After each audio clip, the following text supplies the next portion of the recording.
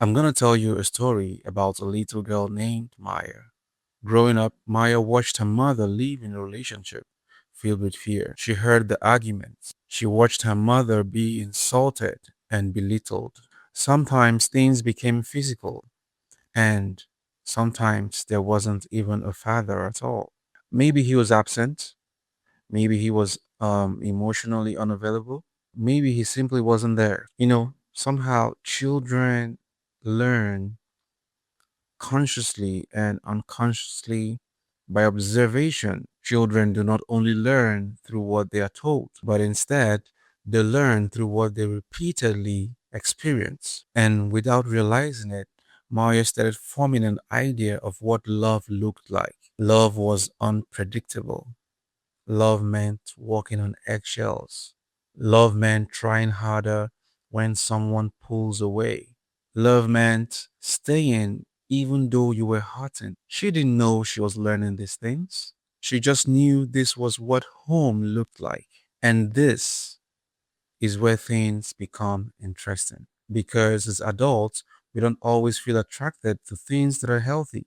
Sometimes we're drawn towards what our nervous system recognizes. If chaos was normal growing up, peace can feel strange. If affection was inconsistent, then consistency can feel boring.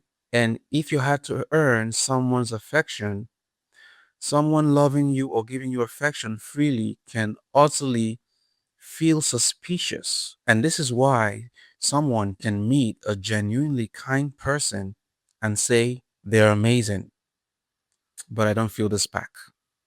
Oh, I think he's a good guy, but we just ain't good for each other. Oh, I think he's nice, but we just ain't compatible.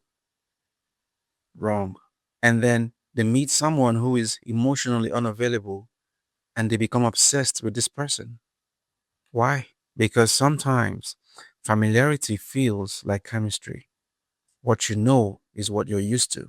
So if you've ever wondered, why do I keep choosing the wrong person? Maybe that's not a question you need to ask. But instead, ask yourself this: what did I learn about love when I was young? Because sometimes the relationship you're struggling with today is connected to a lesson you learned long ago before meeting that person. And that's where the story gets deeper. Because what happens when the person you're attracted to is actually the one who is recreating the wound that you are familiar with, the wound that you've been carrying since childhood. Why do you keep choosing the same kind of person?